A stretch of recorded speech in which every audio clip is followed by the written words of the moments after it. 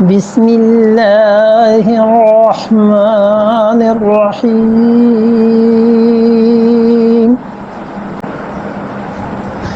زین للذین کفروا الحیاة الدنیا ویسخرون من الذین آمنوا والذین اتقوا فوقهم یوم القیامہ واللہ یرزق من یشاء بغیر حساب۔ زین للذین، خوبصورت کر کے دکھائی گئی، مزین کی گئی ان لوگوں کے لیے جو کفر کرتے ہیں، الحیات الدنیا، دنیا کی زندگی۔ دنیا کی زندگی ان کی نظر میں بہت خوبصورت کر کے دکھائی گئی۔ اصل میں خوبصورت ہے یا نہیں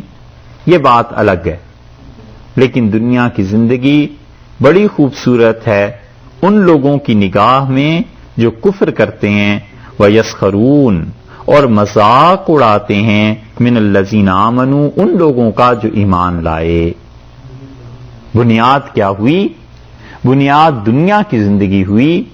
کہ جب یہاں آسائش، آرام اور سکون اور اس قسم کی چیزیں مل گئیں تو انہوں نے کیا کیا؟ ان لوگوں کا مذاق اڑانے لگے جو ایمان والے ہیں، کیونکہ ایمان والے اس زمانے میں کمزور تھے، مالی اعتبار سے، جان کے اعتبار سے گروہ اتنا بڑا نہیں تھا، جتھا اتنا مضبوط نہیں تھا، تو دنیا کے پیسے کی وجہ سے ان کا مذاق اڑانے لگے کہ اگر تمہیں خدا کا اتنا ہی قرب ملتا تو تمہارے پاس پیسے کیوں نہیں؟ رسول اللہ صلی اللہ علیہ وسلم سے کہتے تھے کہ اگر یہ واقعی اللہ کا نبی تھا تو ہم تو تب مانتے جب اس کے ساتھ سونے کا ایک پہاڑ بھی خدا اس سے دے دیتا، اور ہم تو تب مانتے جب ہمارے سامنے فرشتے جوق در جوق آسمان سے نازل ہو رہے ہوتے۔ اس قسم کی جو بےہودہ باتیں تھیں ان میں سے ایک یہ تھا کہ دوسروں کا مذاق اڑانا، اس سے جو اللہ نے ہمیں سبق دیا ہے وہ یہ کہ آدمی کسی کا بھی مذاق نہ اڑائے۔ اسی لیے دوسری جگہ ہے اللہ نے فرمایا ہے کہ ایمان والو تم ایک دوسرے کا مذاق نہ اڑاؤ، اور تمہیں کچھ پتا نہیں ہے کہ جس کا تم مذاق اڑا رہے ہو حقیقت میں وہ تم سے زیادہ اللہ کے قریب ہیں۔ یہ اخلاقیات کی باتیں اور بظاہر لگتی ہیں چھوٹی، لیکن حقیقت میں انقلاب کی بنیاد یہی چیزیں ہوتی کہ جماعت نہیں ٹوٹتی، لوگوں میں ایک دوسرے سے نفرت پیدا نہیں ہوتی، اور پھر دنیا جیسی بے ثبات، بے قیام چیز کو بنیاد بنا کے ایمان والوں کا مذاق اڑانا، یہ تو کھلی ہوئی حماقت۔ کیونکہ آج دنیا ہے، 10 برس کے بعد یہ پھر پتہ نہیں کس کے پاس چلی جائے گی، 20 برس کے بعد پھر پتہ نہیں کس کی پاس چلی جائے گی۔ بڑے بڑے لوگ اور ان کی نسلوں میں حکومت اور علم 4-5 پشتوں سے زیادہ نہیں چلتا، بس 4-5 پشتیں ہی ہوتی ہیں، مالدار، اور پھر اس کے بعد ایسی تباہی مچتی ہے کہ جوتوں میں دال بٹتی ہے جسے کہتے ہیں، بڑی بڑی سلطنتیں تباہ ہو جاتی ہیں، 4-5 پشتوں سے زیادہ نہیں نکالتی۔ تو کس بنیاد پہ آدمی دوسروں کا مذاق اڑائے؟ حتیٰ کہ ایمان کی بنیاد پہ کافر کا مذاق نہیں اڑایا جا سکتا۔ کافر کا مذاق اڑانا بھی حرام ہے، یہ سمجھ کے کہ میں مومن ہوں اور یہ کافر ہے، الیاذ باللہ، اس سے منع بھی کیا ہے اور اسے گناہوں میں شمار کیا ہے کہ کوئی آدمی ایمان کو بنیاد بنا کے کسی کافر کا مذاق اڑائے۔ اسی لیے حدیث میں آیا اللہ کی بے نیازی اس پہ نگاہ رہنی چاہیے۔ رسول اللہ صلی اللہ علیہ وسلم نے ارشاد فرمایا کہ بنی اسرائیل میں 2 آدمی تھے، اور بڑا بھائی اپنے چھوٹے بھائی سے کہتا رہتا تھا کہ تم نماز پڑھو، تو اس کے بھائی نے اس سے کہا کہ میں پڑھوں گا نماز۔ اس نے پھر کہا، ایک دن اس نے کہا کہ یہ جو تم نماز نہیں پڑھتے ہو، اللہ کی قسم تم جہنم میں چلے جاؤ۔ تو اللہ تعالیٰ نے اپنے فرشتوں کو بلایا اور مسلم کی روایت میں آتا ہے کہ اللہ نے کہا یہ کون ہے جو میرے نام کی قسم اٹھا رہا ہے اور میرے متعلق یہ کہتا ہے کہ میں کسی گناہگار کو بخشوں گا نہیں اور جہنم میں پھینک دوں گا؟ اور اللہ تعالی نے فرمایا اسے میرے پاس تم آنے دو اور میں یقیناً اس کے سارے عمل خراب کر دوں گا، ختم کر دوں گا، نہیں قبول کروں گا، اور میں یقیناً اس گناہگار کو مرنے سے پہلے توبہ کی توفیق دے دوں گا اور یہ جنت میں چلا جائے گا۔ اور جب وہ مرے تو اللہ نے ایسے ہی کیا۔ اس لیے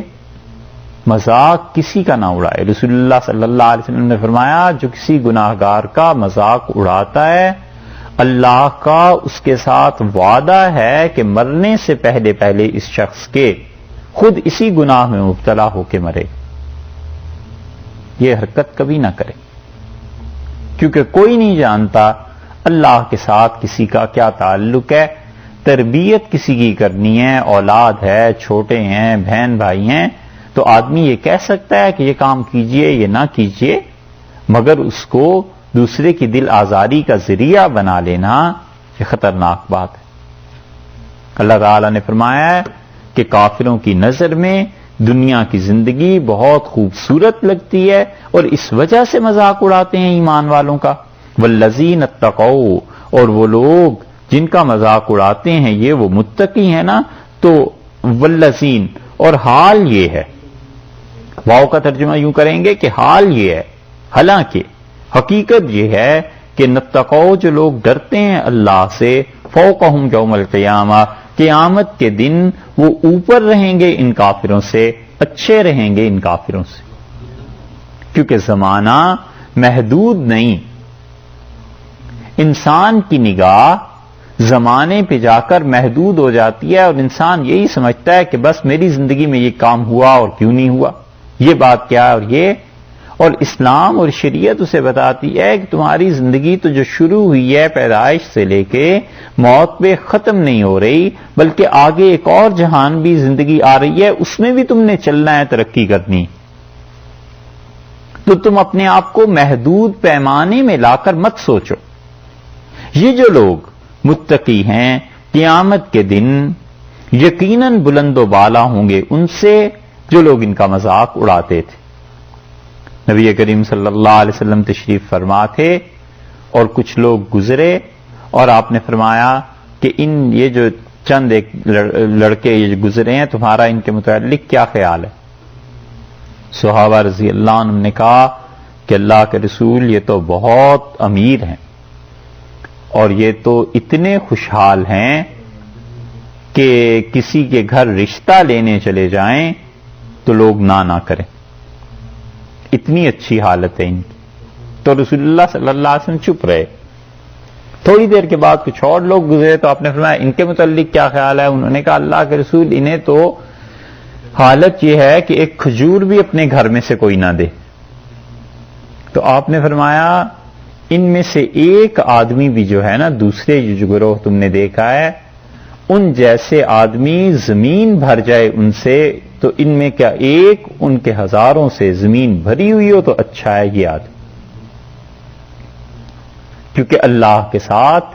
تعلق یہ بنیاد ہے انسانوں کو تولنے کی۔ انسانوں کو تولنے کی بنیاد پیسہ نہیں، انسانوں کو تولنے کی بنیاد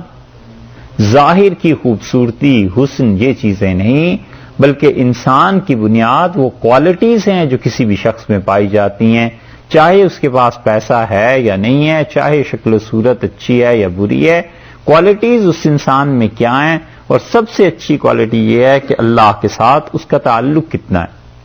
اس لیے یہاں پر یہ فرماتے ہیں کہ والذین اتقوا، اور جو لوگ اللہ سے ڈرتے ہیں، فوقہم یوم القیامہ، قیامت کے دن ان سے بلند اور بالا رہیں گے، واللہ یرزق، اور جہاں تک رزق کا تعلق ہے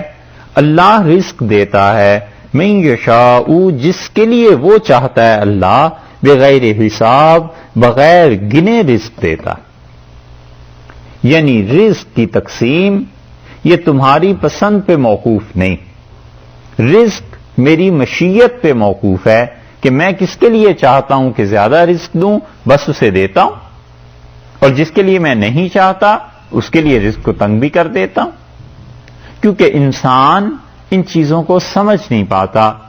اور اللہ تعالی رزق کو تقسیم کرتے ہیں، اور اللہ نے فرمایا ہے کہ اگر ہم یہ تقسیم کا نظام اپنی مخلوق کو دے دیتے، لوگوں کو دے دیتے، تو اللہ نے کہا ہے کہ آدمی اس ساری زمین کے خزانوں کا مالک ہونے کے بعد